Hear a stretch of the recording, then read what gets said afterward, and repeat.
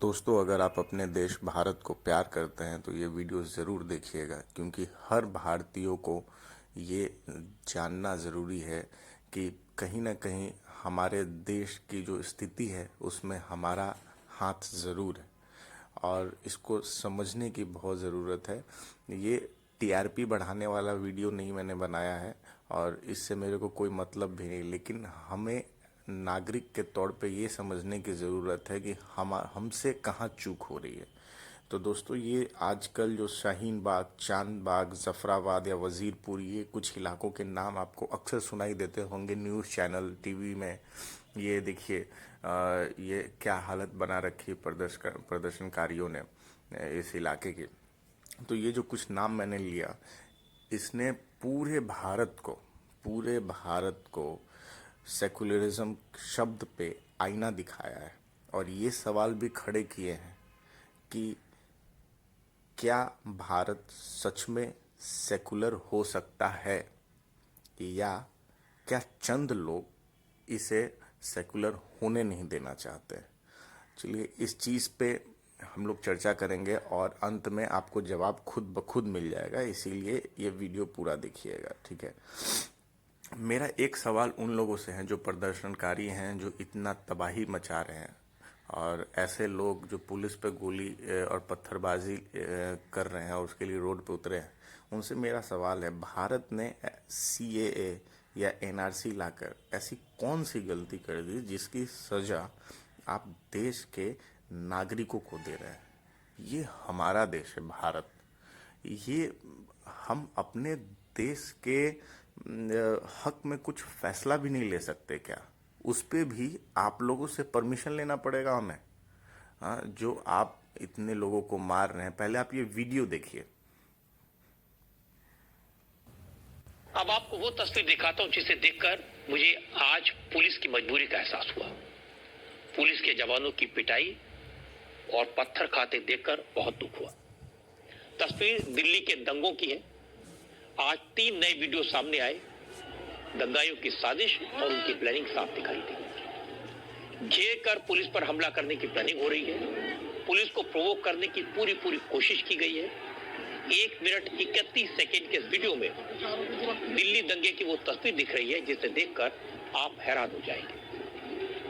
Video में हिंसक भीड़ पुलिस वालों को घेर कर पथराव करती दिखाई दे रही है। वीडियो के शुरुआती हिस्से में ऐसा लग रहा है कि जैसे पुलिस वालों को देखकर भीड़ भाग रही है, लेकिन कुछ ही सेकंड बाद अगले हिस्से में दिखता है कि सैकड़ों की संख्या में दंगाई मुट्ठी भर पुलिस वालों की तरफ बढ़ रहे हैं। क्योंकि पुलिस वालों की संख्या 30-40 ही थी, दंगाई सैकड़ों थे। एक तरफ बुर्के में महिला और बच्चे थे, दूसरी तरफ पुरुष दंगाई थे। पुलिस दोनों तरफ से घिर गई थी। कहीं भी भागने का या छिपने का रास्ता नहीं था, क्योंकि रोड के बीच डिवाइडर था। कुछ ही सेकंड बाद पुलिस वालों पर पत्थर बरसने लगे।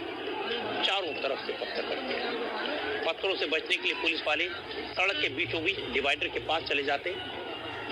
इसके बाद भीड़ लाठी डंडों के साथ पुलिस पर टूट पड़ी। वीडियो में दिखाई दे रहा है कि उग्र भीड़ ने एक रणनीति के तहत पुलिस टीम का ध्यान भटकाया और फिर पुलिस वालों को घेर कर उन पर जानलेवा हमला किया। भीड़ ने पुलिस वालों पर पहले पत्थर फेंके और फिर पुलिस वालों को चारों तरफ से घेर कर लाठी डंडों से पीटा। वीडियो में दिख रहा है कि पुलिस वाले सड़क के डिवाइडर पर सिकुड़ कर रह गए और भीड़ लगातार पुलिस वालों पर पत्थरों से, लाठियों से हमला कर रहे। जान बचाने के लिए कुछ पुलिस वाले डिवाइडर पार करके दूसरी तरफ कूदते भी। मतलब इतने बड़े वाले नपुंसक हैं जो प्रदर्शनकारी लोग हैं, जो भी, कि महिलाओं को और बच्चों को इन्होंने आगे कर दिया है और पीछे से बैठ के साजिश रच रहे हैं।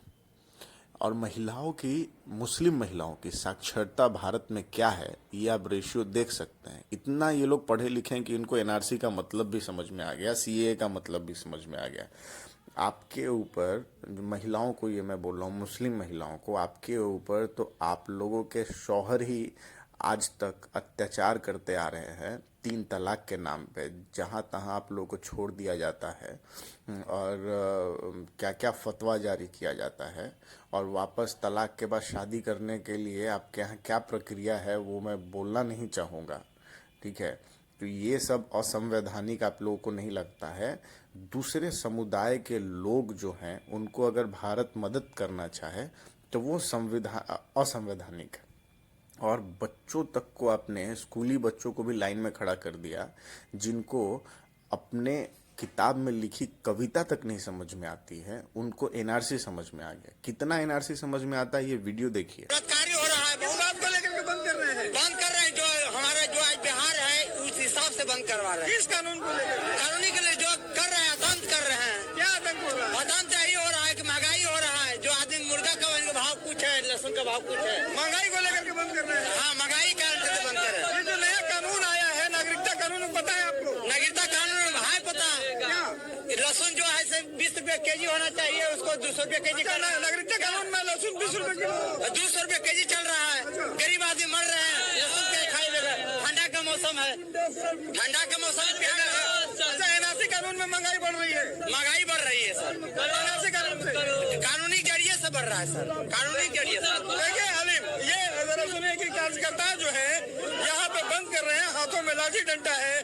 एनआरसी कानून के बारे में जानकारियां जरा देखिए। एनआरसी कानून जो है या नागरिकता संशोधन जो अधिनियम जो नया कानून बना है, उसमें लहसुन जो है वो 200 रुपए किलो हो गया है। ये बंद है आरजेडी का, यहाँ से नजारा आप देख रहे हैं जी। तो दोस्तों, इन लोगों को एनआरसी और सीएए का कितना समझ है, ये वीडियो देख के आपको समझ में आ ही गया होगा। मतलब कि मुस्लिम समुदाय के लोग नारेबाजी करे, पत्थरबाजी करे, देश में जगह जगह आग लगा दे, संपत्ति का नुकसान कर दे, मर्डर कर दे, सब उनके लिए हक की लड़ाई हो जाती है और अल्लाह का फरमान हो जाता है। अगर दूसरे समुदाय के लोग अगर किसी के भलाई के लिए या अपने अस्तित्व की लड़ाई अगर लड़े तो वो भारत जैसे देश में इनटॉलरेंस बढ़ाने का काम करता है। लोग देश छोड़ के जाने की बात करने लगते हैं। ऐसे लोगों का हमारे देश में ज़रूरत भी नहीं है, हमारे देश को। और सबसे बड़ी बात यह है कि चलिए आपने कोई मुद्दा रखा, कोई बात रखा, सब कुछ देश में आग लगा दी, संपत्ति को नुकसान कर दिया, सब कुछ कर दिया, वो सब चलेगा। लेकिन आपने, भले ही आप बिरयानी खाने के लिए क्यों ना आए हो शाहीन बाग में, जैसे ये मोहतरमा आई हैं खाने के लिए, ऐसे पता नहीं कितने जन आए होंगे, लेकिन आपने लोगों का मर्डर क्यों किया, है ना? क्या अपना जो बात रखने का क्या यही तरीका होता है कि आप किसी की मर्डर कर दें? ठीक है, अपना हंसता खेलता परिवार किसी का उजाड़ दें। जैसे ये हमारे वीर रतनलाल जी का जो परिवार उजड़ा है, हंसता खेलता परिवार, ये प्रदर्शनकारियों के कारण ही है। ये कंप्लीट मर्डर है एक तरह से। तो ये चाहे जो एक 4 साल की बच्ची है जो ठंड के कारण जिसकी मौत हो गई शाहीन बाग के प्रदर्शन में, ये सारा ठीकरा फोड़ा जा रहा है सरकार पे। लेकिन मैं आपको बताना चाहूँगा कि ये सरकार की कोई गलती नहीं। सीए या एनआरसी, इससे किसी भी मुस्लिम परिवार को जो कि भारत का नागरिक, उसको कोई भी दिक्कत नहीं। दिक्कत किनको है? जो यहाँ पे अवैध ढंग से रह रहे हैं, जो स्लीपर सेल का काम करते हैं, जो हमारे देश में फियादीन हमले करवाते हैं, जो हमारे देश में जो असामाजिक तत्व हैं, उनके जो स्रोत हैं, उन्हें दिक्कत है। आपने दीपक डांडिया के ऊपर बंदूक तान दिया, आपका कनेक्शन आईएसआई से है, ठीक है, जो हमारे देश में सारे आतंकवादी हमले करवाता है। तो इन लोगों का जो बोरिया बिस्तर है वो समेटाने वाला है हमारे देश से। सबसे बड़ा दिक्कत इन लोगों को ये है कि ये कैसे हो सकता है।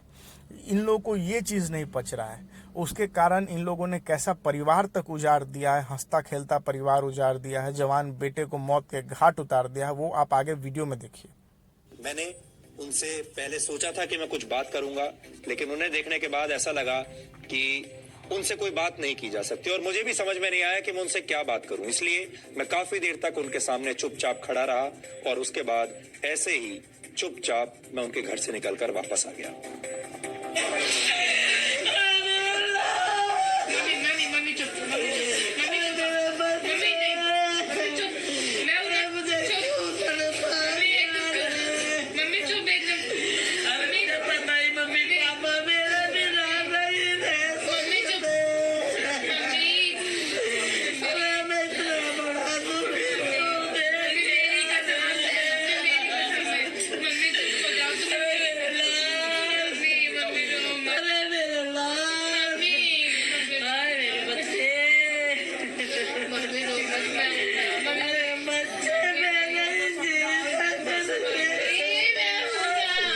तो देखा दोस्तों आपने, ये वीडियो देख के मेरा दिल दहल गया, और यहाँ मेरा ही नहीं, पोस्टमार्टम करने वाले डॉक्टर्स का भी रूह कांप गया कि ये किस तरह से कोई इतना जालिम है कि इस तरह से किसी को मार सकता है, और ये क्या बात रखने का सही तरीका है।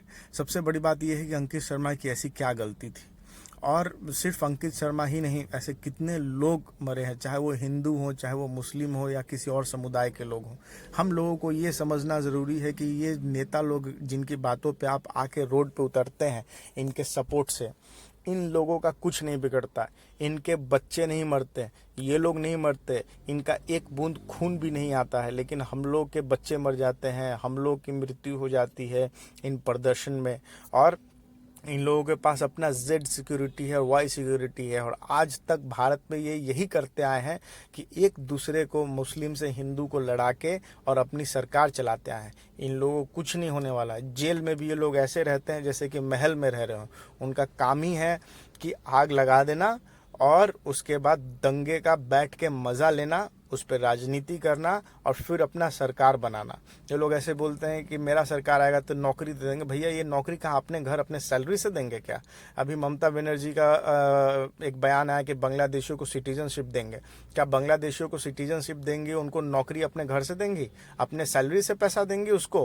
हाँ, सारे बंगालियों के पैसे, टैक्स के पैसे को बर्बाद करेंगी। लहू और जो है हमारा बहता है, इनका कुछ नहीं होता। ये तो बस घोषणाएं करते हैं क्योंकि इनके पास हमारे टैक्स का पैसा जाता है। एक बार ये लोग मिनिस्टर बन गए, जीवन भर का इनका इंश्योरेंस हो गया, कभी जीवन में कुछ करना नहीं है। तो ये लोग को तो हमेशा मुंह खोल के बोलते रहना, लेकिन ये चीज़ हमें समझने की ज़रूरत है।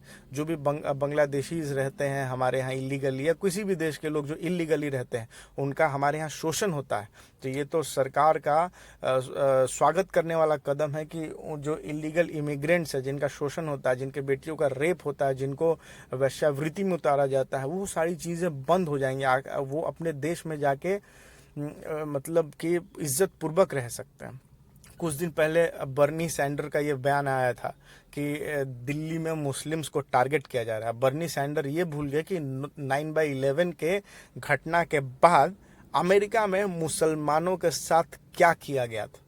ठीक है, तो मुसलमान समुदाय के जो लोग हैं उनको ये भी याद करने की ज़रूरत है कि उनके समुदाय के लोगों के साथ अमेरिका ने क्या व्यवहार किया था 9/11। तो बर्नी सैंडर को हमारे देश पे उंगली उठाने का कोई हक नहीं है, क्योंकि हमारा देश जो मुस्लिम समुदाय के लिए करता है वो कोई देश नहीं कर सकता। माइनॉरिटी को जितना तवज्जो देता है वो दूसरा कोई देश नहीं दे सकता। और मुझे नसरुद्दीन शाह जैसे या फरहान अख्तर जैसे लोगों पे गर्व है कि एटलीस्ट वो अपने मन का बात रखते तो हैं। शर्म तो उन लोगों को आनी चाहिए जो यहाँ से करोड़ों अरबों रुपए कमाते हैं और चुपचाप बैठे हुए हैं, टिप्पणी करने से बचते हैं, भागते हैं। टिप्पणी करने के बाद अपने मन की बात रखना ज़रूरी है, चाहे वो कोई भी बात हो। तो नसरुद्दीन शाह का मैं रिस्पेक्ट करता हूँ, फरहान अख्तर जी का रिस्पेक्ट कि एटलीस्ट उन्होंने अपने मन की बात रखी है लोगों के सामने। और मुसलमानों पे जास्ती हमारे यहाँ नहीं, चाइना में हो रही है कि नहीं? और ये जो नुकसान पहुँचाने वाली बात है, ये इसको बंद करो। ये हमारे देश की संपत्ति, कोई नेता अपने घर से नहीं भरेगा, सब हमारे टैक्स से भरा जाएगा। और जो मुस्लिम समुदाय के लोग हैं जो ये बात समझते हैं, मुझे उनसे गुजारिश है मेरी कि भाई कम से कम आप समझते हैं, आप आगे आइए, उन लोगों को समझाइए। जो लोग ना समझी में दंगे का उन लोगों को समझाने की ज़रूरत है, जो लोग जाने अनजाने में रोड पर उतर गए हैं और विरोध कर रहे हैं। क्योंकि आप देखिए कि इसमें जो मुट्ठी भर लोग हैं वही एक्चुअल विरोध कर रहे हैं। वो लोग या तो स्लीपर सेल के लिए काम करते हैं, नहीं तो किसी तरह देश को नुकसान पहुंचाने के लिए। वो लोग कभी भी असली भारतीय, चाहे मुसलमान हो चाहे हिंदू, इसका विरोध कभी नहीं कर सकता, क्योंकि ये बिल विरोधी है ही नहीं। चलिए, कुछ पंक्तियां हैं जो अपने देश के लिए है, वो छोड़ जा रहा हूं और हम मेरे बात पे सोचिएगा ज़रूर। अब ना कोई जंग सहेंगे, ना किसी का शासन, अब ना होने देंगे हम भारत माँ का विभाजन। हर खून का कतरा छलक पड़ेगा, हम भारत माँ की वो संतान। अब रुकेंगे नहीं, झुकेंगे नहीं, जागा है हमारा स्वाभिमान।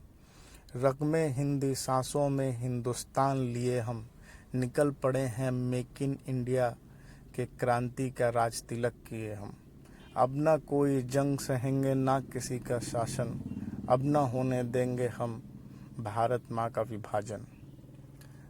बहुत बहुत धन्यवाद दोस्तों आपका ये वीडियो पूरा देखने के लिए। मैं चाहता हूँ कि लोगों तक पहुँचाएं जो लोग इस प्रोटेस्ट में अनविलिंगली या किसी तरह से किसी पॉलिटिकल सपोर्ट से किसी भी तरह से आ रहे हैं। ये सिर्फ नेताओं के फायदे का विरोध है और कुछ नहीं। नमस्कार।